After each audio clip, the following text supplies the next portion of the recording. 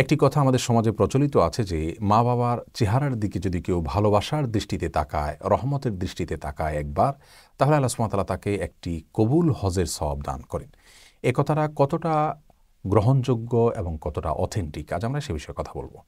প্রিয় দর্শক, এ বিষয়ে আমরা ইমাম বাইহাকির শুআবুল ঈমানে বর্ণিত একটি হাদিস দেখতে পাই, যে হাদিসে ভাষ্য হলো এরকম: মা মিন রাজুলিন ইয়ানজুরু ইলা ওয়ালিদাইহি নাজরাতা রাহমাতিন ইল্লা কাতাবাল্লাহু লাহু বিহা হাজ্জাতান মাকবুলাতান মাবরুরা।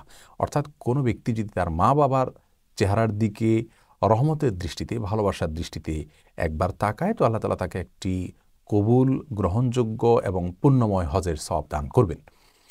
এ হাদিসের সনদ বা সূত্র বিশ্লেষণ করে মুহাদ্দিস উলামা একরামের অনেকেই এটাকে জাল বলে অভিহিত করেছেন। যেমন ইমাম আলবানী রাহিমাহুল্লাহ, তিনি মিশকাতের তাহকিকের মধ্যে তাহকিক করতে গিয়ে উল্লেখ করেছেন যে হাদিসটির সনদ গ্রহণযোগ্য নয়, এটি জাল, অর্থাৎ এই হাদিসটি বিশুদ্ধ নয় এবং প্রমাণযোগ্য নয়। তাজকিরাতুল মাওজুআতেও এই হাদিসকে জাল হিসাবে উল্লেখ করা হয়েছে। এর কারণ হলো এখানে নাশাল ইবনে সাঈদ নামে একজন বর্ণনাকারী রয়েছেন, যার ব্যাপারে আসমাউর রিজালের ওলামা একরাম, জারহে তাহদিলের ওলামা একরাম, ইমামগণ এর অনেকেই তাকে কাজ্জাব বা মিথ্যাবাদী বলে, হাদিস গড়াপেটার অভিযোগে অভিযুক্ত বলে অভিহিত করেছেন, যার কারণে এ হাদিসটি গ্রহণযোগ্য নয়। বিধায় মা বাবার চেহারার দিকে তাকালেই একটি কবুল হজের সওয়াব পাওয়া যাবে, এরকম কোনো কথা হাদিস দ্বারায় প্রমাণিত নয়। রাসূল আকরাম সাল্লাল্লাহু আলাইহি সাল্লামের বক্তব্য বা কোরআন থেকে পাওয়া কোনো বিষয় নয়, যার কারণে এই প্রচলিত কথাটি আমরা বলবো না। মা বাবার ফজিলত এবং মর্যাদা বোঝাবার জন্য কোনো জাল হাদিসের বা কোনো মুনকার হাদিসের বা অগ্রহণযোগ্য কোনো হাদিসের আশ্রয় নেওয়ার কোনো প্রয়োজন নেই।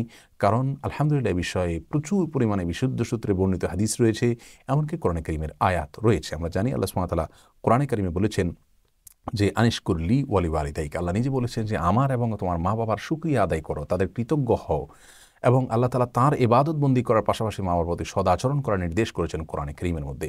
রাসূল করিম সাল্লাল্লাহু আলাইহি সাল্লাম তিরমিজি বর্ণিত হাদিসে বলেছেন, রিদার রব্বি ফি রিদাল ওয়ালিদাইনি ওয়া সাখাতুর রব্বি ফি সাখাতিল ওয়ালিদাইন। মা বাবার সন্তুষ্টির মাঝেই আল্লাহর সন্তুষ্টি নিহিত, মা বাবার অসন্তুষ্টির মাঝেই আল্লাহর অসন্তুষ্টি নিহিত। আরও এরকম বহু হাদিস এবং আয়াত রয়েছে যেগুলো দ্বারা বোঝা যায় মা বাবার প্রতি সদাচরণ করা আমাদের জন্য কর্তব্য এবং আবশ্যক এবং ফরজ করা হয়েছে। মা বাবার দিকে তাকানো, সুন্দরভাবে রুক্ষভাবে না তাকানো, এটাও বিররুল ওয়ালিদাইন বা মা বাবার প্রতি সদাচরণ অন্তর্ভুক্ত। সেই দৃষ্টিকোণ থেকে আমরা তাদের দিকে অবশ্যই সুন্দরভাবে বিনয়ের সাথে এবং ভালোবাসার সাথে তাকাবো, কিন্তু এর ফলে নির্দিষ্ট কোনো সওয়াবের কথা, নির্দিষ্ট পরিমাণ কোনো সওয়াবের কথা আলাদা করে বলা হয়নি। আল্লাহ তাআলা আমাদের সকলকে মা বাবার সদাচরণকারী সন্তান হওয়ার তৌফিক দান করুন, অনুগত সন্তান হওয়ার তৌফিক দান করুন। তাদের দ্বারা কোনো আমাদের কষ্ট পেলে আমরা যেন সবর করতে পারি, সে তৌফিক দান করুন।